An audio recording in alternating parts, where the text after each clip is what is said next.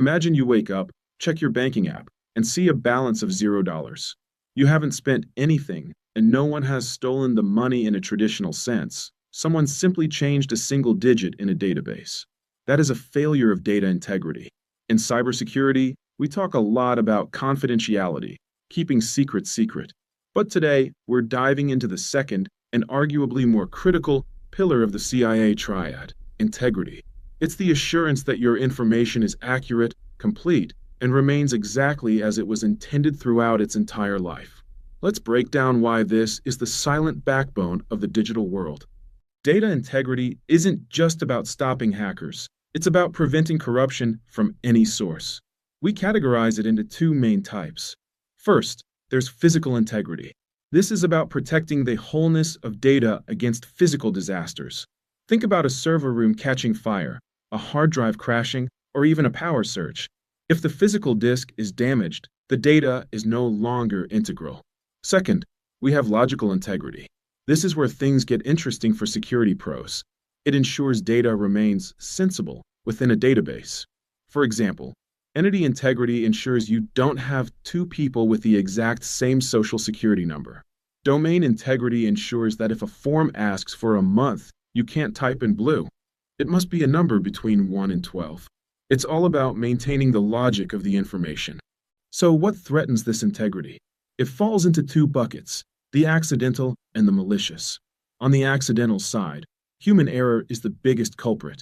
A simple typo or an accidental deletion can ruin a dataset. Then there are transfer errors, where data packets get dropped or corrupted as they travel across the internet. On the malicious side, we have targeted attacks. A man-in-the-middle attack is like a digital interceptor. A hacker sits between you and a website, intercepts your message, changes the content, say, changing a bank routing number, and sends it on its way. The receiver thinks they got the original message, but the integrity has been compromised. We also see SQL injections, where attackers trick a database into changing prices, permissions, or records. How do we fight back? We use some pretty cool math. The most common tool is hashing. Think of a hash as a digital fingerprint.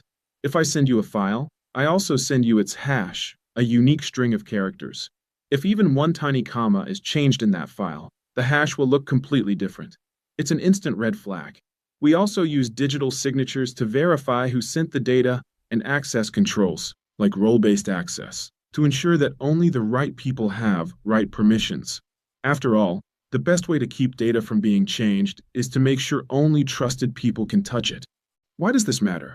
In healthcare, if a patient's record is changed from allergic to penicillin, yes to a no, it's a life and death error. In electronic voting, it's not just about keeping your vote private. It's about ensuring that a vote for candidate A isn't digitally swapped to candidate B. And every time your phone downloads an update, it checks the integrity of that software to make sure a hacker hasn't slipped a backdoor into the code during the download. Data integrity is the difference between a digital world we can trust and one that falls apart. Without it, our banks, hospitals, and governments couldn't function. If you found this breakdown helpful, hit that like button.